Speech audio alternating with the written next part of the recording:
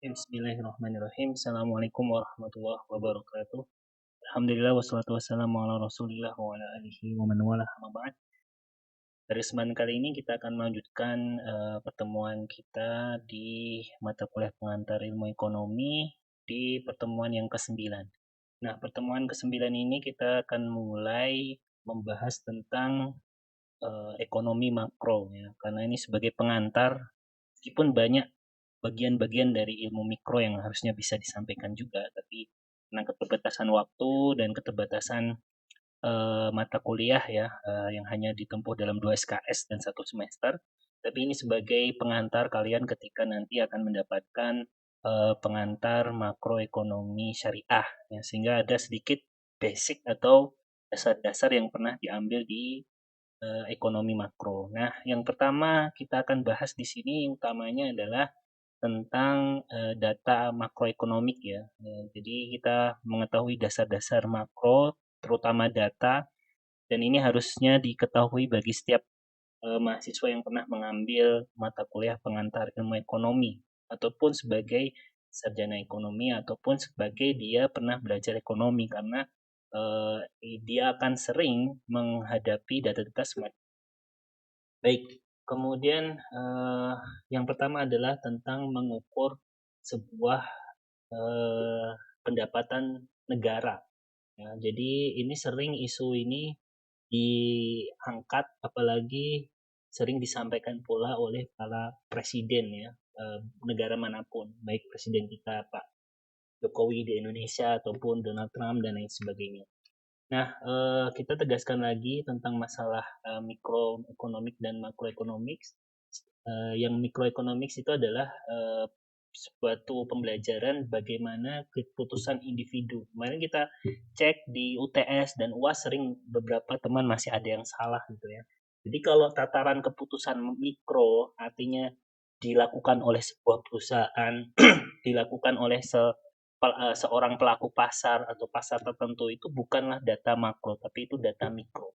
Jadi bagaimana individual atau secara individu ya, sebuah perumah tangga, sebuah perusahaan melakukan keputusan-keputusan dan bagaimana kan mereka berinteraksi satu dengan yang lain di pasar. Itu adalah ranahnya ekonomi mikro. Sedangkan makroekonomik adalah pembelajaran ekonomi secara keseluruhan. Jadi kita kalau misalnya melihat suatu peta, misalnya kita kayak pakai drone gitu ya, kita angkat ke atas untuk melihat secara keseluruhan.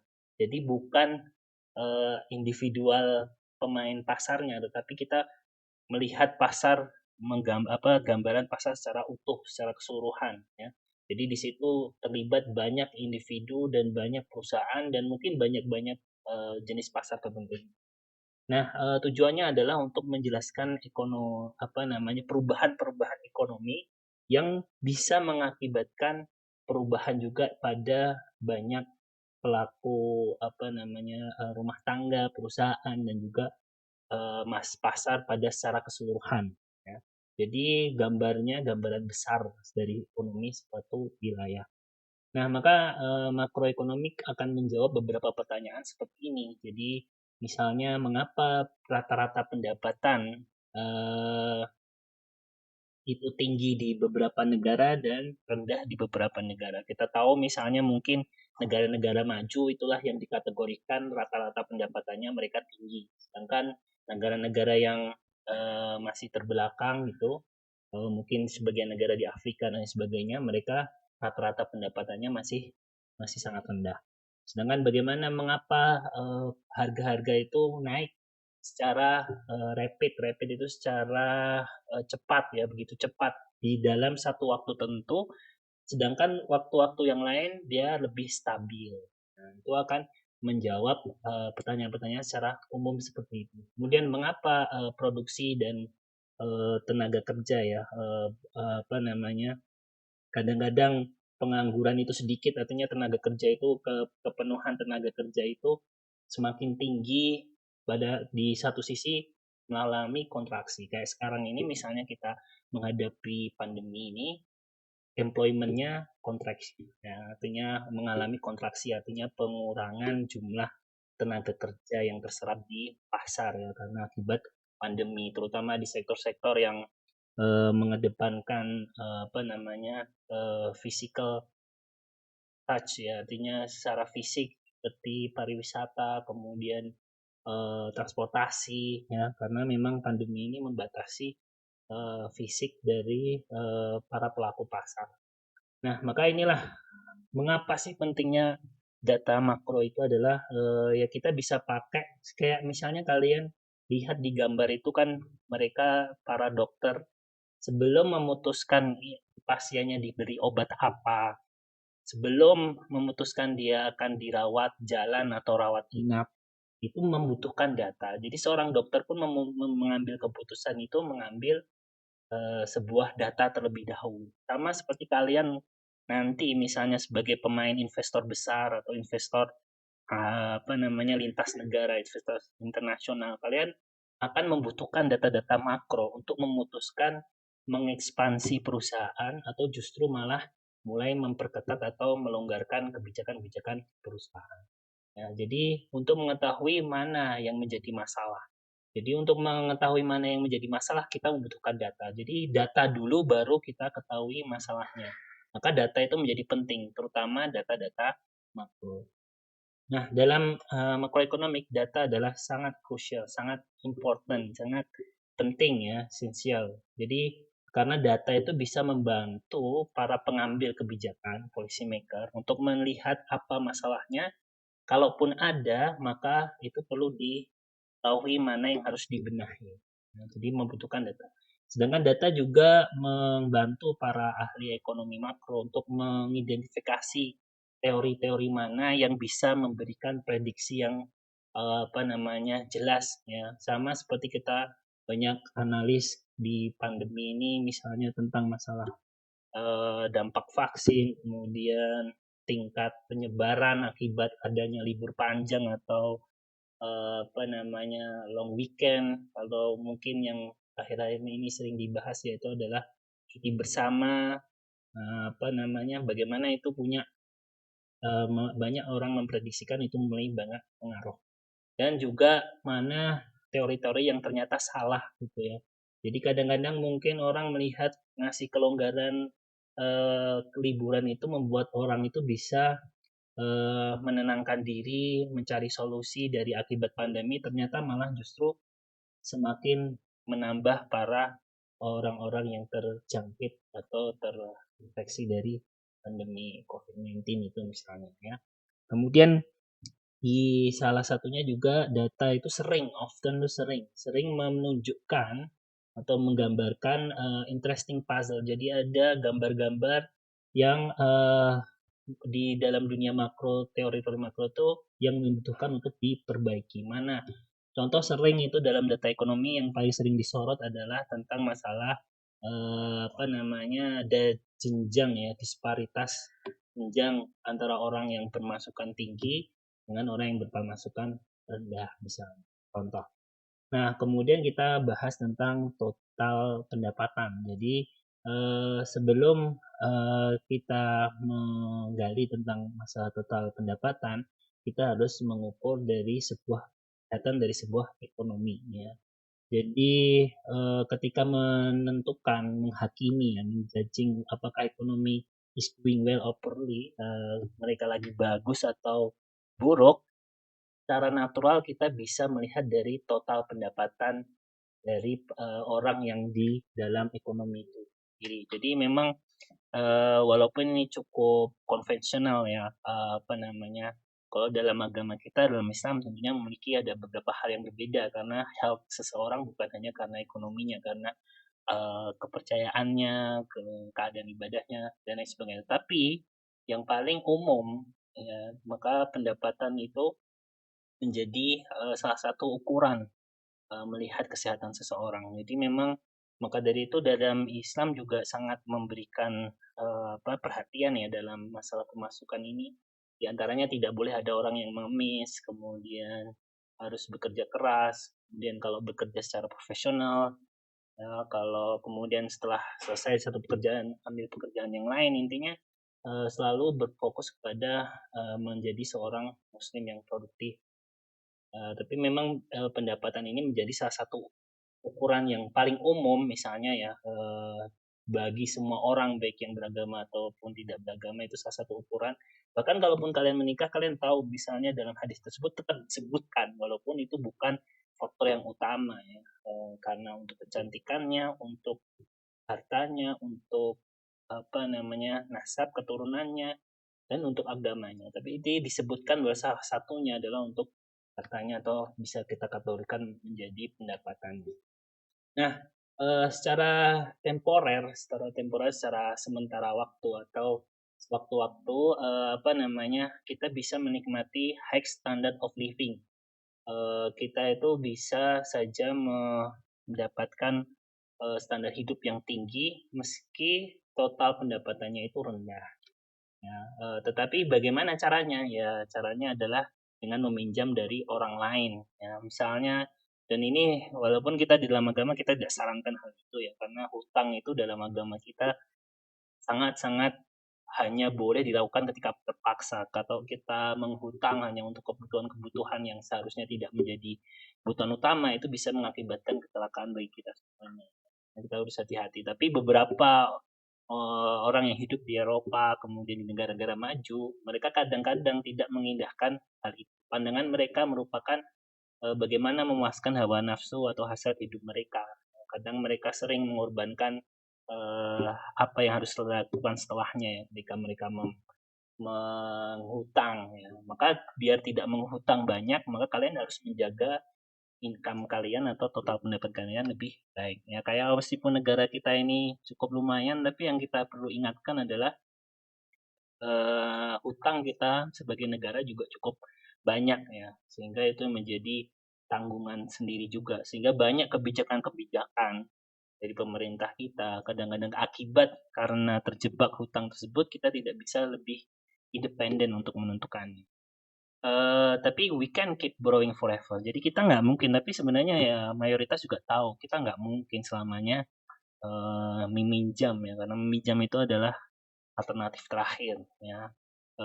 Karena kita harus membayar kembali. Maka kita nggak bisa selamanya meminjam. Kemudian dalam hal beberapa poin kita harus karena harus membayarnya with interest dengan bunga ya, yang kita sudah pinjam uang tersebut, maka kita harus hati-hati. Sehingga kita juga harus mengembalikan repay out of our income. Jadi kita harus membalikan lewat pendapatan kita. Jadi kalau kita hutang, otomatis hal yang harus kita perhatikan juga adalah kita harus menaikkan pendapatan supaya pendapatan kita itu ada sebagian yang bisa kita alokasikan menutup hutang. Kalau enggak, ya namanya gali hutang tutup gali lubang tutup lubang namanya ya. Nah, kenapa? Maka penting sebuah negara standar hidup itu depends heavily. Jadi dia bergantung cukup bergantung ya, sangat bergantung kepada total pendapatan dari negara tersebut. Sehingga cara terbaik meningkatkan standard of living atau standar hidup yaitu menaikkan total pendapatan. Artinya apa? Banyak pekerjaan hal-hal produktif, bukan hanya sekedar menjadi orang konsumtif ya. Mungkin kalau ada orang yang mungkin hobi main game ya, bagaimana hobi main game itu kemudian bisa memberikan produktivitas ya, artinya mendapatkan total income juga.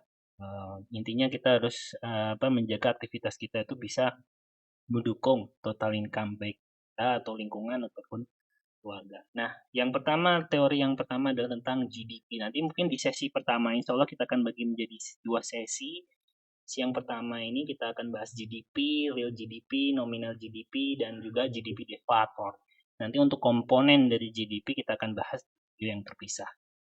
Nah, GDP atau yang sering dikenal dalam bahasa Indonesia adalah PDB, itu pendapatan domestik bruto. Yang gross itu artinya bruto, jadi belum memperhatikan hal-hal yang lain. Itu maksudnya gross itu. Kenapa? Ini karena secara umum saja. Jadi penghasilanmu berapa misalnya kita seperti kalau kita ngomong misalnya masalah omset ya. Belum dikurangi dia bayar untuk listrik, bayar untuk kebutuhan pendidikan macam-macam itu belum diperhatikan. Jadi adalah salah satu ukuran dari sebuah negara, pendapatan sebuah negara. Ada beberapa macam pengukuran dari total pendapatan, tetapi PDB ini adalah the most popular measure. Jadi dia paling terkenal. Banyak orang, Presiden Jokowi bahkan sering menyampaikan dalam rapat mungkin evaluasi tahunan yang disorot atau yang disampaikan adalah data tentang masalah PDB atau Product Domestic Product. Nah, untuk produk domestik bruto ini artinya apa? Perhatikan pengertiannya secara baik-baik. Nanti saya akan jelaskan dengan dibantu juga modul ya. Saya harapkan baca modulnya karena modulnya di situ cukup lengkap. Karena apa, pemahamannya harus sangat-sangat komprehensif. Jadi kalau kalian kehilangan pemahaman dalam salah satu pengertiannya, kalian bisa salah mengartikan. Jadi yang pertama adalah GDP is the total market value. Jadi adalah nilai pasar dari all final goods. Jadi barang yang selesai, barang yang finish untuk dijual, barang dan jasa ya, yang diproduksi dalam sebuah negara dalam periode waktu tertentu. Ya, kemudian juga bisa diartikan juga total expenditure. Jadi semua total pengeluaran karena nanti pedoman dari pengertian GDP ini adalah ya sebesar itu pemasukanmu, sebesar itulah pengeluaranmu. Jadi bisa kita artikan selain pendapatan atau hasil produksi tadi ya, nilai pasar hasil produksi tadi, tapi juga total pengeluaran dari setiap barang yang final dan jasa yang diproduksi dalam sebuah negara dalam sebuah periode tertentu. Jadi ini juga bisa diartikan pendapatan total yang dihasilkan dari semua kegiatan yang produktif dalam sebuah ekonomi domestik dalam sebuah negara. Kenapa why final goods and services? Nah, sebenarnya nih dalam slide ini hanya memfokuskan final goods and services. Sebenarnya ada hal yang macam-macam ya. Sebelum kita bahas apa itu final goods dan lain sebagainya, kita akan lihat beberapa hal yang utama ya, yaitu pengertian dari GDP dulu. Mungkin atau kalau agak berat kita mungkin akan bagi menjadi tiga sesi ya, atau mungkin 2 sesi. Nah, yang pertama adalah tentang, tadi ya pengertian tadi di buku atau di modul kalian akan bahas secara detail. Yang pertama adalah nilai pasar. Ya, jadi bukan nilai yang kamu tentukan sendiri. Nilai pasar itu artinya apa? Nilai yang dibentuk oleh pasar. Jadi misalnya kalau kalian menghargai mobil kalian dengan harga yang berbeda di nilai harga pasar, maka itu tidaklah dalam hitungan PDB. Artinya cara penghitungannya bukan karena nilai yang ditentukan individu pasar. Atau yang penting adalah nilai yang ditentukan oleh pasar. Karena harga pasar mengukur jumlah orang yang bersedia membayar yang berbeda. Ini bukan harga individu atau harga tertentu. Kemudian di situ ada kata-kata dari semua ya, for all. Jadi semua barang yang diproduksi dalam negara yang dijual secara legal di sini yang paling utama ya. Artinya apa? Apakah ada barang-barang jasa yang dijual tidak legal? Sebenarnya kalau mau disebutkan banyak karena nanti ini juga ada sesi diskusinya ya tentang hal itu ya. Contoh misalnya apel, jeruk, semuanya lah, film ya, tapi ada beberapa produk yang dikecualikan dari PD karena mengukurnya sulit. Contoh adalah barang-barang yang diproduksi dan dijual tidak secara sengaja. Contoh adalah obat-obatan terlarang. Di negara-negara lain Afrika ada beberapa negara yang produksi domestik produk domestik brutonya itu ya ternyata mencakup obat-obatan terlarang, atau bahkan di negeri Belanda mereka melegalkan yang namanya jasa prostitusi. Kalau kita tidak bisa, maka tidak masuk. Misalnya sekarang yang lagi trending kadang sering terjadi kasus prostitusi online itu, apakah masuk ke PDB? Jawabannya tidak sama sekali karena itu ilegal dan tidak akan mungkin kalian menemukan pajak dari sebuah prostitusi online, tidak akan, karena itu tindakan ilegal karena termasuk dalam pasal transaksi jual beli manusia ya yang dilarang. Oke. Kemudian juga dikecualikan misalnya ada beberapa hal yang tidak masuk pasar, maka itu juga tidak tergantung tidak dimasukkan PDB. Contoh adalah sayuran yang kalian beli sendiri di toko kelontong, yang kalian tanam di kebun sendiri, kalian tidak dijual di pasar, ya itu bukan termasuk barang PDB ya, dan lain sebagainya. Kemudian ada kata-kata yang penting di situ adalah final. Final goods itu artinya barang jadi, ya. Contoh adalah misalnya kalian membuat kertas, kemudian digunakan membuat kartu ucapan, kartu apa namanya, dibuat buku tulis misalnya. Maka yang dihitung dalam PDB itu bukan kayunya, tapi langsung kepada buku tulis yang siap dijual di pasar tadi. Ya, itu yang dimaksud dengan final goods. Ya, jangan dihitung dua kali. Jadi kertas dihitung juga masuk ke PDB, buku tulis masuk ke PDB enggak. Kalau kalian misalnya contoh membuat roti, tepungnya kalian hitung sebagai PDB, padahal itu tidak termasuk. Yang dihitung adalah kue yang kalian jual di dalam pasar, gitu ya. Itu artinya adalah final goods tadi. Ya, jadi file adalah barang yang nyampe kepada final user atau pengguna terakhir. Ya, sehingga apa namanya, ada barang-barang yang apa namanya, yang tidak hilang ya. Kalau hilang karena kena proses tadi, ya, namanya intermediate goods. Intermediate itu artinya barang-barang yang menjembatani produk itu. Ada kue misalnya, ada gula, ada macam-macam, tapi gula itu akhirnya nggak termasuk. Yang termasuk adalah kue yang dijual di pasar tersebut. Ya.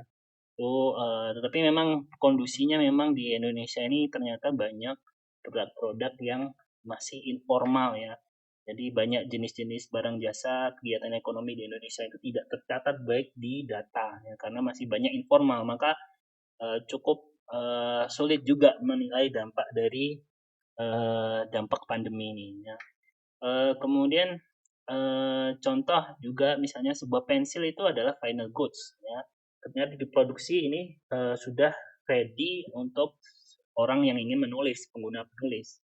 Kayu, kemudian dan sebagainya yang itu menghilang itu tidaklah final goods. Jadi karena membuat pensil itu dipakai ada kayunya, ada grafitnya dan lain sebagainya. Maka tidak dihitung ya, karena itu dihitung secara terpisah. Karena kalau itu dihitung maka akan double counting ya, artinya dihitung dua kali ya. Nah, itulah apa namanya pengertian dari PDB. Selain masalah final goods tadi yang di PPT ditekankan, tapi ada juga pengertian tentang masalah barang dan jasa. Artinya tidak hanya barang saja, tapi juga jasa. Contoh potong rambut, house cleaning, kunjungan dokter, mungkin kita Gojek, itu juga termasuk dalam PDB. Ya, yang penting itu adalah legal.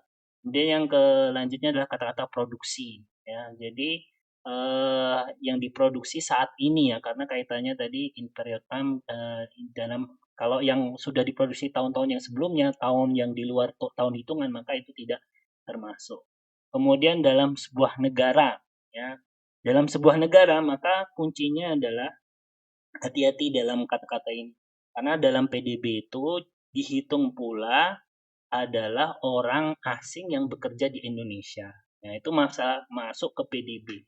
Jadi ketika apa namanya, mungkin itu salah satu menarik warga asing yang bekerja di Indonesia, sebenarnya ya ada plus minusnya ya. Di antaranya takutnya bisa menyempitkan apa namanya, peluang kerja dari orang lokal. Tapi di salah satu teori PDB-nya, pendapatan orang asing yang bekerja di Indonesia maka itu dimasukkan dalam PDB. Ya, seperti ini ada kasus ketika seorang warga negara Kanada bekerja di Amerika, maka produksinya adalah bagian dari PDB apa namanya, Amerika Serikat. Ya, itu diantaranya. Kemudian kata kunci yang lainnya adalah dalam jangka waktu tertentu. Ya, biasanya ada waktu-waktu yang pengukuran PDB bisa 3 bulanan, 6 bulanan, tahunan, atau bahkan mungkin satu periode kepemimpinan dari sebuah rezim atau pemerintahan ya, misalnya pemerintahan dari Jokowi ya, misalnya seperti itu ya. Jadi itu adalah ada jangka waktunya. Maka kemudian kita bisa simpulkan adalah nilai pasar dari semua barang dan jasa final goods, ya, kata-kata akhir itu final goods yang diproduksi dalam sebuah negara, baik diproduksi oleh orang lokal atau orang asing yang bekerja di Indonesia dalam jangka waktu tertentu. Jadi waktunya yang sekarang bukan waktu yang lalu dan dibatasi. Ya, oke. Nah, kemudian itu adalah untuk membahas tentang pendapatan nasional, mungkin kita akan membahasnya setelah bagaimana cara menghitung IP. Karena ini sudah cukup 20 menit ya, saya kira saya potong lebih dahulu biar kalian bisa take time untuk apa namanya memahami. Kemudian kita akan lanjutkan tentang bagaimana menghitung GDP, ya, terutama kaitannya dengan nominal, real GDP dan real GDP, GDP default. Nah, mungkin ini saja, nanti akan kita lanjutkan di video selanjutnya ya. Mungkin kita bagi menjadi 3 part, atau mungkin 2 part. Tapi saya kira setiap 20 atau sampai 30 menit lebih baik kita pangkas terlebih dulu. Semoga dapat pemahaman yang lebih baik, semoga video ini bermanfaat, dan dukung terus channelnya. Jangan lupa like, share, subscribe kalau mungkin. Sampai bertemu di kesempatan yang lain. Wassalamualaikum warahmatullahi wabarakatuh.